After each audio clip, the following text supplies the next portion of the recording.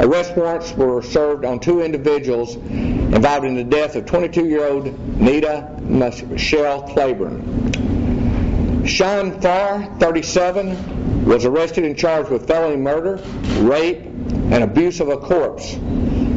Jeremy Howtalling, 32, was arrested and charged with hindering prosecution and abuse of a corpse.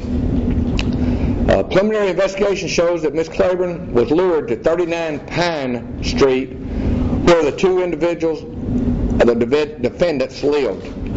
While there at the residence, she was given the date rape drug, GHB. After being given the drug, Farah had sexual intercourse with Ms. Claiborne, and several hours later she passed away from an overdose of the drug. Farah then enlisted the help of his roommate to wrap the body of Ms. Claiborne and place her in the back seat of his car, where they abandoned the vehicle there on Horton Bend Road in Etowah County. Mr. Farah is being arrested and held this time on a $100,000 cash bond for felony murder, which is murder during the course of a rape. He's being charged with rape in the first degree.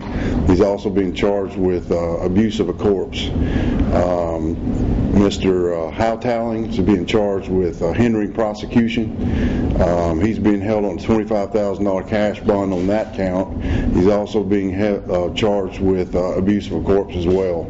The abuse of a corpse charge comes from the fact that after Ms. Claiborne had passed away, they took her body and wrapped it in a blanket that came off the couch and put her in her own car and took her down to Hortons Bend Road and Highway 77 and basically abandoned the vehicle in the hot sun and left her there.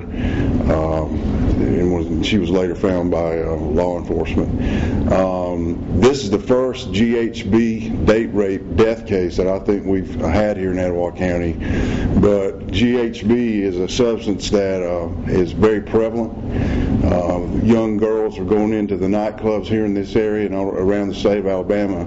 They're being slipped this drug, and they're waking up in places that they didn't go to voluntarily, and they've had things happen to them that they didn't consent to do. And I hope that Ms. Claiborne's death will be a calling to the media, to parents, counselors at school, anybody in positions of authority, to create awareness about GHB and the life-threatening consequences that it carries. I think it's something that kind of goes under the radar sometimes, but we're getting 2 to 3 reports every weekend about GHB-related activity, and so I hope that, again, Ms. Claiborne's death, as unfortunate and horrible as it is, I hope that somehow or another something good can come out of this, and maybe the fact that we can create some awareness about GHB and the consequences that it carries to young women around the county and around the state of Alabama will be fine.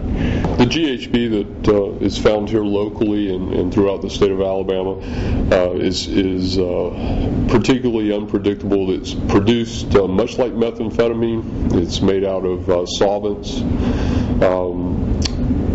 And depending on the type of production and the potency, it's very unpredictable as to what the consequences are. We know that in many cases, though, GHB poisoning or overdoses related to GHB ultimately result in respiratory arrest, in addition to the consequences involved at its initial application. It is an extremely fast-acting, highly addictive substance, and I think clearly it's something that, although we had seen an ebb in this over a period of time, we're clearly seeing it return.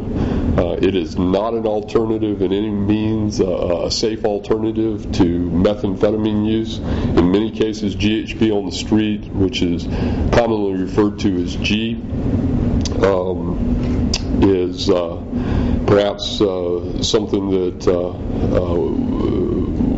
because of the methamphetamine, we're going to have to address it in stronger terms.